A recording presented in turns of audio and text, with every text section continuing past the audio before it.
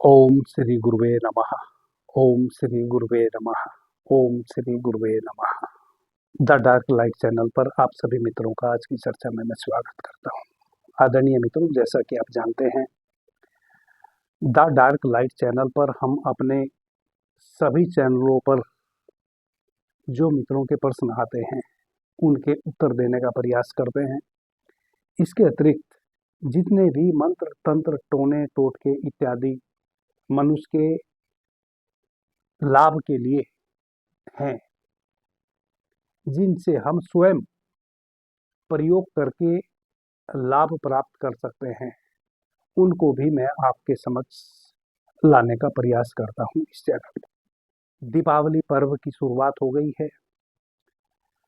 सभी मित्रों को आज धनतेरस और दीपावली, भाई दूज, गोवर्धन पूजा और छठ की बहुत बहुत शुभकामनाएं। आपके जीवन में यह जो 9 दिवसीय हमारे पर्व है, धनतेरस से लेकर छठ मैया की पूजा प्रार्थना तक, इन 9 दिनों में आप वह सब पा जाएं जो भी आपके जीवन में पाने की आप अभिलाषा रखते हैं। भगवान धन्वंतरी की कृपा आप पर बरसे, माता लक्ष्मी की आप पर कृपा बरसे, भगवान गोवर्धन की कृपा आप पर बरसे और छठ मैया की विशेष अनुकंपा आप सभी के ऊपर हो, ऐसी मैं सभी देवताओं से प्रार्थना करता हूँ। सभी देवताओं को नमन करता हूँ, उनके चरणों में। सभी को लाभ मिले, सब फलें और फूलें। आदरणीय मित्रों, आज मैं माता लक्ष्मी के गायत्री मंत्र का विधान आपको बताऊंगा। जितने भी हमारे देवता हैं, सभी के ऋषियों ने गायत्री मंत्र भी बनाए हैं। और गायत्री मंत्र जो हैं, चाहे वह जिन भी देवता के हैं, उनके लिए आपको कुछ भी विशेष आयोजन प्रयोजन करने की आवश्यकता नहीं होती है। आप जब चाहें तब किसी भी देवता के गायत्री मंत्र का उच्चारण करके लाभ कमा सकते हैं। जैसे जो भी लाभदायक, लाभ की अपेक्षा रखते हुए आप किसी कार्य को शुरू करते हैं, तो आप माता लक्ष्मी के गायत्री मंत्र का उच्चारण करते हुए उस कार्य को कर सकते हैं जहां से आप धन कमाने की अपेक्षा रखते हैं।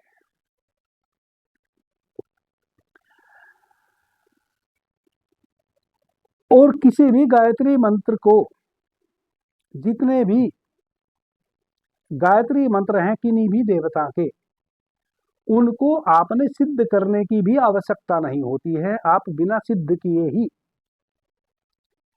उन सभी गायत्री मंत्रों का उच्चारण कर सकते हैं जो जिस देवता से संबंधित है। लेकिन यदि आप किसी विशेष गायत्री मंत्र का उच्चारण दीपावली या सूर्य ग्रहण, चंद्र ग्रहण या किसी भी माह की अमावस्या, यदि वह शनिवार के दिन पड़ रही हो, करते हैं, तो वह मंत्र सिद्ध हो जाता है। तब वह और भी अधिक प्रभावशाली हो जाता है आपके लिए। यूं तो कोई भी गायत्री मंत्र प्रभावशाली ही है, चूंकि स्वयं देवताओं ने उसका निर्माण किया है और बहुत ऊर्जावान होते हैं गायत्री मंत्र। लेकिन यदि आप सिद्ध करना चाहें किसी देवता के गायत्री मंत्र को, तब तो कहना ही क्या। सिद्ध करने का मतलब आप समझो क्या होता है। सिद्ध करने का मतलब होता है कि कोई भी गायत्री मंत्र का आप उच्चारण करते हैं तो प्रत्येक व्यक्ति की उच्चारण करने की शैली भी अलग है और उसका ऊर्जा का तल भी अलग है। प्रत्येक श्वास के साथ प्राण ऊर्जा भीतर आ रही है। प्रत्येक मनुष्य के श्वास भीतर लेते हैं तो श्वास के साथ प्राण ऊर्जा यानी कि विद्युत आयन, चुंबकीय आयन भी भीतर लेते हैं। जो हमारे शरीर के भीतर 72,000 प्राणवाहिनी नाड़ियों में परिपूरित रहता है। पीछे भी मैं कई बार चर्चा किया हूं कि जो हम श्वास लेते हैं, श्वासों के माध्यम से जो ऑक्सीजन भीतर आती है वह तो हमारे लंग्स का भोजन है, लेकिन हमारे भीतर जो 72,000 प्राणवाहिनी नाड़ियां हैं उनका भोजन तो प्राण ऊर्जा है। केवल हमारे श्वास के माध्यम से प्राण ऊर्जा जो भीतर आती है उसी का शोषण करती है। जब हमारे शरीर की 72,000 प्राणवाहिनी नाड़ियों में प्राण तत्व की कमी हो जाती है, तभी हम किसी भी प्रकार की व्याधि या मानसिक हानि या मानसिक रूप से वीकनेस या आर्थिक रूप से हानि उठा पाते हैं, या सम्मान में हमारे कमी आती है समाज में। कहने का अभिप्राय यह है कि यदि आपके 72,000 प्राणवाहिनी नाड़ियां प्राणवायु से ओतप्रोत रहे तो आपको ना तो शारीरिक तल पे कोई व्याधि आ सकती है, ना आप मानसिक तल पे कमजोर हो सकते हैं, ना आर्थिक तल पे और ना सामाजिक तल पे। समस्त इंद्रियां और समस्त शरीर की कर्मणेंद्रियां अपना कार्य सुचारू रूप से करती रहती हैं, और जब समस्त इंद्रियां और समस्त कर्मणेंद्रियां अपना कार्य सुचारू रूप से करती है तब हम कोई भी कार्य बुद्धि से विवेक से करते हैं, और जहां बुद्धि और विवेक लगा के हम कार्य करते हैं वहां हमें ना शारीरिक हानि होती, ना मानसिक हानि होती, ना सामाजिक हानि होती और ना आर्थिक हानि होती, क्योंकि हम विवेक का प्रयोग कर रहे हैं, प्रज्ञा का प्रयोग कर रहे हैं, अवेयरनेस का प्रयोग कर रहे हैं। आदरणीय मित्रों, जब आप किसी मंत्र को सिद्ध करने की लालसा से उसका उच्चारण करते हैं तब उसको सिद्ध करने का मतलब यही होता है कि वह आपके भीतर जो 72,000 प्राणवाहिनी नाड़ियां हैं, एक एक श्वास के माध्यम से जो चुंबकीय आयन श्वास के माध्यम से भीतर आ रहा है, उस मंत्र की ध्वनि आपकी उन 72,000 प्राणवाहिनी नाड़ियों में प्रवेश कर जाए, यानी कि आपका पूरा शरीर उस मंत्र की ध्वनि से गुंजारमान हो जाए, रोआ रोआ। जब वैसा हो जाता है तब हम कहते हैं कि यह मंत्र हमें सिद्ध हो गया। सिद्ध हो गया यानी कि हमारे प्राण ने उसको आत्मसात कर लिया, और जब हमारा प्राण उस मंत्र को, किसी मंत्र की ध्वनि को 100% आत्मसात कर लेता है, तब फिर जब भी हम उस मंत्र का प्रयोग करते हैं, कार्य हेतु हमने उस मंत्र को सिद्ध किया है, 100% फिर वह मंत्र उस कार्य में हमें लाभ भी पहुंचाता है, यानी कि वह कार्य भी हमारा सधता है। तो यदि आपने माता लक्ष्मी के मंत्र को सिद्ध करना है तो दीपावली अभी आपके लिए बहुत अच्छा मौका है। यूं आप बिना सिद्ध किए भी पूरा लाभ कमा सकते हैं माता लक्ष्मी के गायत्री मंत्र का। वह आप जब सुबह में स्नान इत्यादि आप कर लेते हैं, अपनी पूजा प्रार्थना का जो भी आपने एक स्थान बना रखा है अपने घर में, छोटा सा एक घी का दीपक जलाएं, एक अगरबत्ती जलाएं, माता लक्ष्मी का ध्यान करते हुए अपने आज्ञा चक्र पे जो भी माता लक्ष्मी का स्वरूप आप जानते हैं, उस स्वरूप का आप ध्यान करते हुए माता लक्ष्मी के गायत्री मंत्र का 21 टाइम उच्चारण करें और फिर अपने कार्यों में लग जाए, तो निश्चित रूप से माता लक्ष्मी का आशीर्वाद आपको प्राप्त होता है। लेकिन चूंकि अभी दीपावली सामने है, आप इसको सिद्ध भी कर सकते हैं। माता लक्ष्मी के गायत्री मंत्र को सिद्ध करने का बहुत अच्छा यह मौका है। आदरणीय मित्रों, यूं जरूरी नहीं है कि दीपावली के दिन ही हम किसी भी मंत्र को सिद्ध करें। यदि शक्तिदायक मंत्र हैं, प्रत्येक मंथ में एक बार अमावस्या आती है, तो अमावस्या यदि किसी दिन शनिवार को पड़ रही हो तो दूसरे पहर में, यानी कि सही सूर्यास्त से 3 घंटे बाद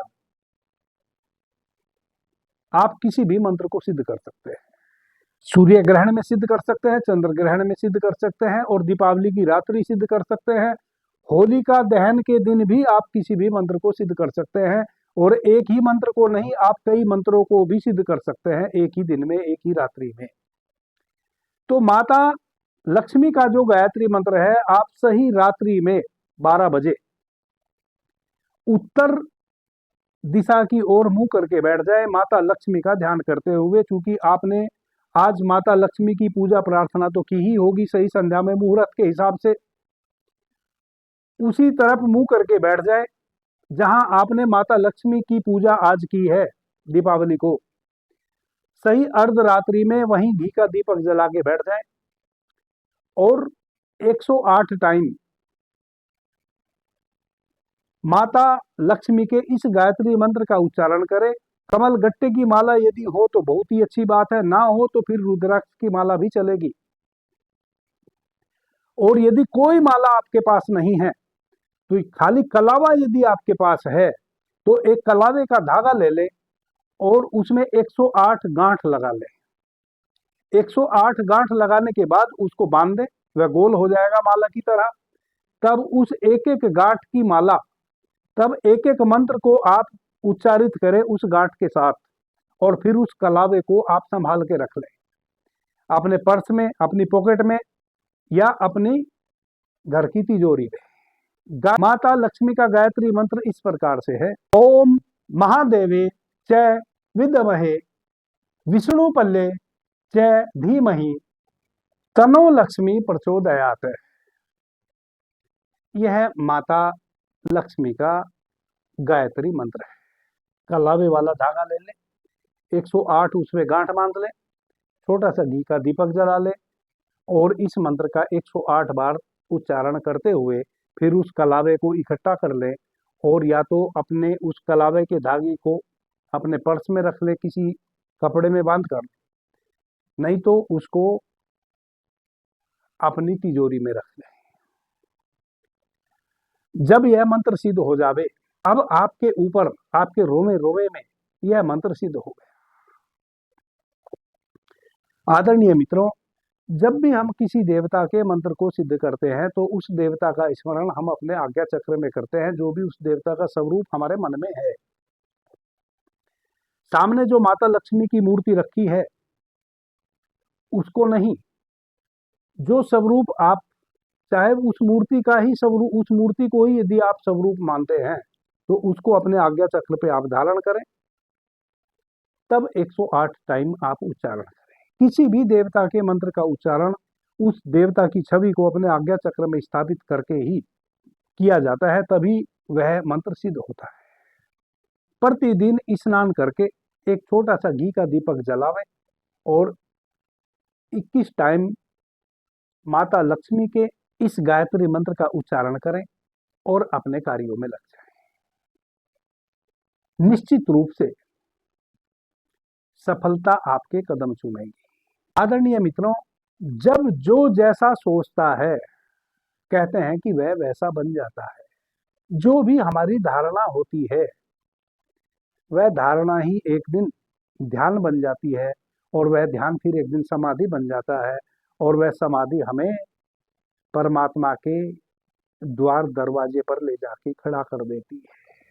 इसलिए महर्षि पतंजलि ने धारणा, ध्यान और समाधि अंत में कहा।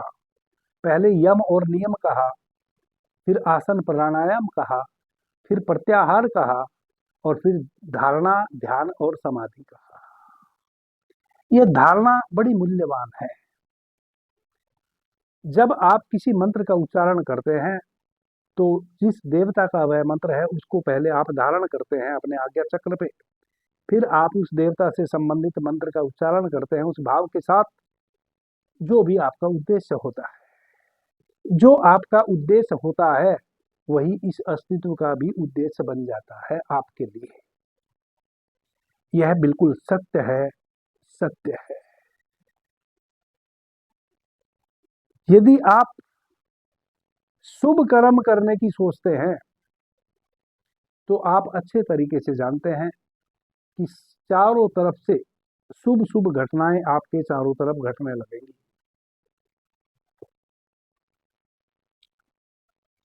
आपको शुभ करने का यह अस्तित्व पूरा मौका देगा। और यदि आप अशुभ करना चाहते हैं तो चारों तरफ से अशुभ करने की स्थिति आपके सामने पैदा हो जाएगी। यह अस्तित्व आपको अशुभ में ही आपका सहयोग करना शुरू कर देगा। वह अलग बात है कि अशुभ आप करेंगे तो उसके फल भी अशुभ ही होंगे, दुखद होंगे। शुभ आप करेंगे तो उसके फल भी सुख देने वाले होंगे। अभी के लिए इतना ही। वापस से आप सभी को दीपावली के यह 9 दिन आपकी सभी मनोकामनाएं पूरी हों। आपके जीवन में यह 9 दिन जीवन भर के लिए हर्ष, उल्लास, वैभव को लाने वाले हों। ऐसी मैं परम पिता परमेश्वर से प्रार्थना करता हूं। आपने मुझे ध्यान से, प्रेम से सुना, उससे अनुग्रहित हूं। सभी मित्रों को मेरा प्रणाम, धन्यवाद। जय श्री राम।